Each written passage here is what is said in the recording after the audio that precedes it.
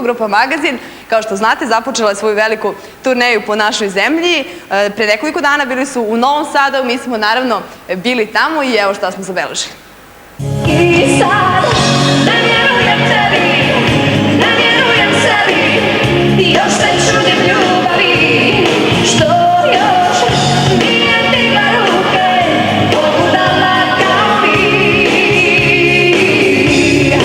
I ja znam da to za inak, drugi neće imat, ono nešto kao ti. City u Novom Sadu nakon tonske probe, generalne, posljednje, predvečerašnji koncert. Pobeguljo, otkud ti? Evo me, tu sam, upravo smo došli s tonske probe, sve je prekrasno, super.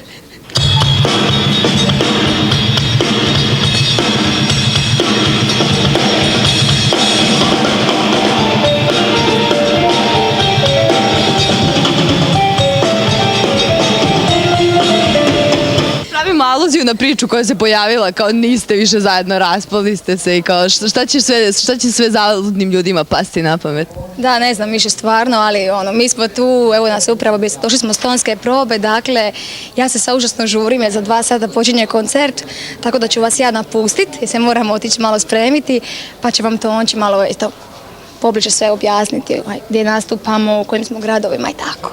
Od srca mog u 4 oka, 4 zida spustili ljubav s mojih zvida, pa sad lutam tu ko se lanca pušten bez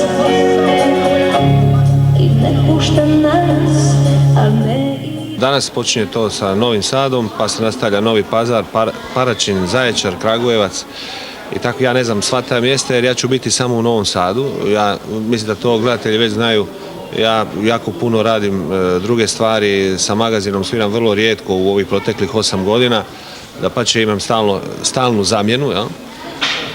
To već i Vrapci znaju. Prvo me mijenjao Petar Grašo, pa smo ga napravili Zvijezdom, pa onda Alenka Milano, pa sad i ona pjeva, pa sad jedan dečko se zove Leo Škaro. Magazin pravi zvijezde. Pa da, ja zaista ne mogu stići tu količinu nastupa koju Magazin ima. Da bi se novine prodavale, često novinari sebi zdaju za pravo da pišu i istinu, a i neistinu. Koliko si ti puta u svojoj bogatoj muzičkoj karijeri i što s Magazinom, što van grupe sretao sa tim neistinama i dokle je to sve išlo? A to je strašno, to je dolazilo do toga da su radili crtane stripove o meni, o nama, o svim ljudima koji sa mnom radi, koji su sa mnom radili, koji sa mnom rade. To nekad graniči zaista sa zdravim razumom. To je svojevremeno jedan strip u kojem smo bili prikazani kao likovi, dakle svi ovi u okviru moje tonike kao grupa nastranih ljudi koji orgijaju, drogiraju se i tako dalje. Priča o bježanju pjevačica iz grupe Magazin je stala otprilike koliko je ova grupa, 25 godina. Ja evo danas kad sam u Novom Sadu iz Hrvatske me iz firme zovu PR da demantiraju neke stvari koje se pojavljuju u hrvatskim novinama. Dođemo ovdje, vidim u vašim novinama priče o Pobegulji i tako dalje. Svi imaju nekakve odgovorne dokaze za to i tako. Jednostavno čovjek koji se bavi ovim poslom sa takvim nečim se mora pomiriti.